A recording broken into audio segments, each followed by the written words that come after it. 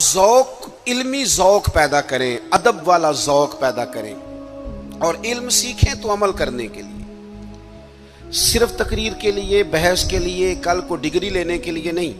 آپ علم اس لیے سیکھیں، جب نا علم خالی تقریر بن جاتا ہے نا، اور علم خالی تدریس بن جاتا ہے، پھر وہ اس طرح کا بھی بعض اوقات معاملہ بنتا ہے کہ عارف رومی کہتے ہیں کہ اگر تو صرف لفظ تجھے یاد ہے اور تو عمل نہیں نہ کرتا تو یہ لفظ تو طوطے کو بھی رٹا دیا جائیں گا تو وہ بھی رٹ لے گا، تیرا اور اس کا کیا فرق ہوگا؟ جب تک آپ عمل نہیں کرتے علم پر، جب تک اس کو عمل کے حصول کے لیے حاصل کرے، خالی میں ایک درویش کو پڑھ رہا تھا، ان کے خلیفہ صاحب نے خط لکھا کہ حضرت میں اب تقریر بھی کرتا ہوں، تدریس بھی کرتا ہوں، تصنیف بھی کرتا ہوں۔ تو انہوں نے جواب میں شاباشی نہیں دی، بلکہ فرمانے لگے بیٹا یہ تو کام تم لوگوں کے لیے کرتے ہو، اپنے لیے کیا کرتے ہو؟ سحری کے وقت اٹھ جاتے ہو نفل پڑھنے کے لیے، تلاوت قرآن روز ہوتی ہے، سجدے کا ذوق حاصل ہے، درود و سلام کی طبیعت ہے، یہ تو لوگوں کے لیے کام ہے نا سارے، بڑی اچھی بات ہے، دین کی خدمت کرتے ہو، پر اپنا بھی تو بتاؤ نا۔ اعلیٰ حضرت فاضل بریلوی رحمۃ اللہ علیہ کی شخصیت کا جو کمال ہے وہ یہ ہے کہ جو وہ کہتے تھے نا اس سے زیادہ وہ کرتے تھے، ان کی طبیعت تھی وہ کرتے تھے۔ آپ جب تک اپنی زندگی میں عمل کو نہیں لے کے آتے، داتا صاحب رحمۃ اللہ علیہ کسی فرماتے ہیں کہ مجھ سے کسی نے پوچھا ہے کہ کوئی چلہ بتائیں، یہ لوگ سلوک سے وابستہ ہوتے ہیں نا، یہ پوچھتے ہیں چلہ کرنا ہے، وظیفہ کرنا ہے، ان کا خیال ہوتا ہے کہ 40 دن پیر صاحب ٹھنڈے پانی میں کھڑا کر دیں گے تو پھر میرے ہاتھ شاید کو 4 جن لگ جائیں، تو کہتے ہیں لوگ پوچھتے ہیں چلہ وظیفہ، تو آپ فرماتے ہیں میری نظر میں سب سے بڑا مجاہدہ چلہ جہاد علم حاصل کرنا اور اس پر عمل کرنا ہے، اس سے بڑا چلہ کوئی نہیں۔ یہ چلہ لگائیں، آپ کریں، عمل والی زندگی گزاریں، بدعملی والی، جتنا سیکھیں اس پر عمل کریں۔ ہمارے ہاں ہم محافل میں جاتے ہیں تو لوگ کہتے ہیں جی آپ 30 منٹ تقریر کرتے ہیں، آج گھنٹہ سننی ہے، تو میں کہتا ہوں پچھلی 30 منٹ والی پہ عمل ہو گیا ہے، اور ہو گیا تو چلو اور کر لیتے ہیں۔ باقی یہ ہے کہ یہ تو آپ کو عمل کے لیے دین سیکھنا تھا، جتنا آپ عمل کریں گے۔ سید دیدار علی شاہ صاحب محدث الوری رحمۃ اللہ علیہ، اعلیٰ حضرت کے خلیفہ ہیں، وہ کہتے ہیں کہ میں دوست تھا صدر اللہ فاضل سید نعیم الدین صاحب مراد آبادی کا، میں چونکہ دوست تھا تو سید صاحب اعلیٰ حضرت کی بڑے عقیدت مند تھے، تو اکثر وہ کہتے ہیں میں نے بریلی شریف جانا ہے، تو ایک دن میں پہنچ گیا مراد آباد، تو انہوں نے سامان باندھا ہوا تھا بریلی شریف جانے کے لیے، میں بھی پہنچ گیا، تو کہنے لگے یار میری تو ٹکٹ ہے ٹرین کی، میں تو بریلی شریف جا رہا ہوں، تو کہنے لگے یار آپ ہر وقت وہیں جاتے رہتے ہیں، میں ملنے آیا تھا، تو کہتے ہیں مجھے کہنے لگے حضرت صدر اللہ فاضل سید دیدار علی شاہ صاحب سے کہ چل آپ تمہیں بھی لے چلوں، دونوں سادات ہیں، دونوں دوست ہیں، کہنے لگے میں نے نہیں جانا، سنا ہے وہ طبیعت کے ذات کے پٹھان ہیں تو طبیعت کے سخت ہیں، میں نہیں جاتا۔ کہتے ہیں انہوں نے میرا ذہن بھی بنایا، کوشش بھی کی، ذہن سازی کی، خیر میں تیار ہو گیا۔ جب ہم بریلی شریف پہنچے تو عصر کی نماز کی آخری رکعت چل رہی تھی، تو فاضل بریلوی کی طرف اشارہ کر کے کہنے لگے وہ دیکھو اعلیٰ حضرت بھی صف میں ہیں، تو مجھے کہنے لگے میرا وضو ہے، صدر اللہ فاضل بھی نماز میں شامل ہو گئے، میں نے وضو کرنا تھا، کنویں پہ ایک طالب علم مدرسے کا پانی نکالے وضو کے لیے تیار تھا، میں نے جلدی سے پانی آگے بڑھ کے لیا، تو مجھے کہنے لگا بابا جی پہلے پوچھ تو لیں، تو میں نے کہا شاید کسی طالب علم کی ڈیوٹی ہے، کیونکہ آپ کو پتہ ہے اللہ خیر کرے کچھ لوگوں نے مدرسے بنائے ہی اس لیے ہیں کہ طالب علم نوکری کریں گے، اللہ اکبر، اتنا کام کرایا جاتا ہے معاذ اللہ۔ اگر ان سے کہا جائے کہ آپ کا شہزادہ نور بھی باہر نکلے، میں نے تو اب دوستوں سے کہا تقوی کا معیار بھی بدل دو، پہلے کہتے تھے نا جی ہم نے کبھی مدرسے کی روٹی نہیں کھائی، میرے خیال میں تقوی یہ ہے کہ کھایا ہی مدرسے کی کرو، پتہ چلے بچے بیچارے کیا کھاتے ہیں، یہی کھاؤ تاکہ تمہیں سمجھ آئے۔ آپ یہ اپنے مزاج بدل کے دیکھیں کہ یہ اگر تو آپ اور آپ کے بچے بھی کھا سکتے ہیں تو ٹھیک ہے، پھر یہ کون سا معیار ہے بھائی؟ آپ کہتے ہیں میں نے کبھی کھائی نہیں، وہ کھانے والی ہے ہی نہیں، وہ آپ کے کھانے والی ہوتی تو ضرور کھاتے، الا ماشاء اللہ، آمدام برسر مطلب۔ फरमाते हैं तालिब इल्म से कहा पानी, तो कहने लगा जी नहीं, मैं आपने पूछा नहीं। तो मैंने कहा चलो इजाज़त दे दो। तो कहने लगे हज़रत साहब मैं नाबालिग हूँ, अपनी मर्जी से भी अपनी चीज़ किसी को नहीं दे सकता। कहते हैं मुझ पर चोट लगी। मैंने कहा यहाँ इल्म नहीं पढ़ाया जाता, इल्म का फैज़ भी दिया जाता है। ये अंदाज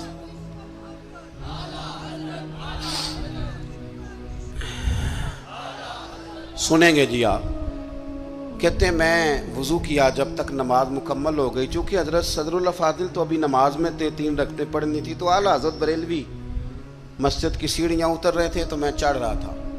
आला हज़रत को अल्लाह ने कोई कमाल दिया था कि वो चेहरा देख के बता देते थे कि बंदा सैयद है।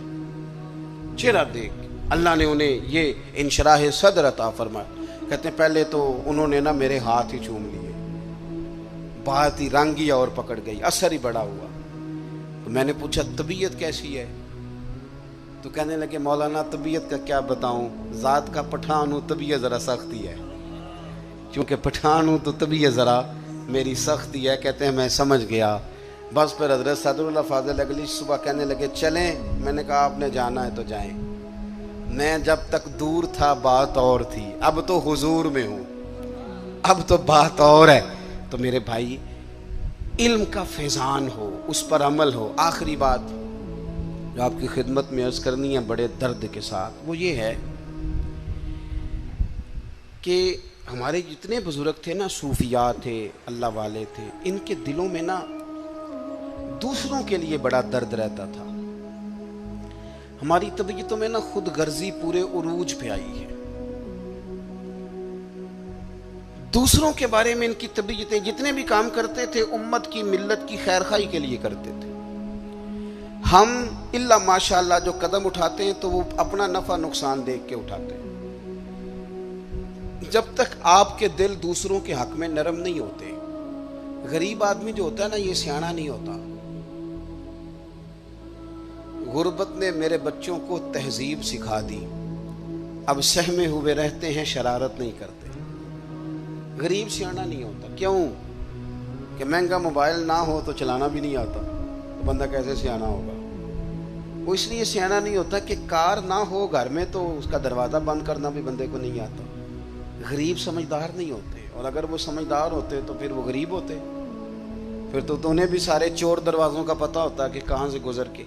इनके बारे में ना अपने रवैये नरम किए जाएं। मैं बड़े दर्द से अर्ज़ करूँगा, हमारे यहाँ लोगों को इल्म सिखाने से पहले जाहिल कह दिया जाता है। मैं भी जनाजा पढ़ने से पहले कहता हूँ लोगों को नमाज जनाजा नहीं आती जी। तो अगर मेरे 2 नमाजी मुझसे खड़ा करके पूछ लें कि मौलाना आपने किस दिन कहा था वो सिखाऊँ, तो उसका क्या हाल है? हमारा जो नौजवान थोड़ा पढ़ जाता है वो कहता है मेरे पिंड वाले जाहिल नहीं जी सारे। भाई आप बड़े जाहिल हैं। अगर आप पढ़े लिखे होते तो फिर आप उनको भी कुछ तालीम देते। देखिए ना, एक आदमी रोज़ सफ़र करता है जहाज़ का, रोज़ वो फ्लाइट में होता है, तो उसे तो पता है कि मैंने इमिग्रेशन कैसे करानी है, और मैंने बोर्डिंग कार्ड कैसे लेना है, और सीट नंबर कैसे, और सीट बेल्ट कैसे। तो एक बाबा तो बेचारा गरीब है, कमेटी डाल के उम्रा करने जा रहा है, तो उसको थोड़ी पता है कि इमिग्रेशन कैसे करानी है, तो पासपोर्ट कैसे थामना है। तो आपने सामने देख लिया कि जहाज़ का अमला बहस कर रहा है, बाबा कहता मैंने इधर ही बैठना है, वो कहता आपका सीट नंबर नहीं। मोहल्ले का नौजवान पढ़ा लिखा है, M.Com, B.Com, MSc, वो दूर खड़ा होकर कह रहा जाहिल हैं जी हमारे मोहल्ले वाले, देखो इनको पता ही नहीं। भाई जाहिल तो आप हैं, अगर नाराज ना हो। अगर आपको पता चल गया तो आप मेरे मोहल्ले के बाबा जी हैं और आप तालीम याफ्ता थे, तो उठ के दरवाजे पे इस्तकबाल करना चाहिए था, और सीट नंबर देख के खुद बिठाते, हाथों से सीट बेल्ट बांधते, और पानी की बोतल दे के कहते बुजुर्गो परेशान ना होना, फलां सीट पे बैठा हूँ, जरूरत पड़ी तो दोबारा भी आवाज दे लेना। अल्लाह के रसूल सल्लल्लाहु अलैहि वसल्लम ने क्या फरमाया? हुजूर ने फरमाया तुम आग में गिरते हो इस तरह पतंगे गिरते हैं, और मैं तुम्हें सीना बंद से खींच खींच के पीछे लाता हूं। तो अनपढ़ को इल्म देना है या उस पर तनकीद करनी? बेअदब को अदब सिखाना है या उस पर तनकीद करनी? हम जब तक ये ज़हन नहीं बनाते आदाब का, और जब तक हम लोगों के बारे में अपने दिल को नरम नहीं करते, उतनी देर तक खैर के जज्बात नहीं पैदा होते। एक दानश्वर गुजरे हैं, मरहूम वासिफ अली साहब,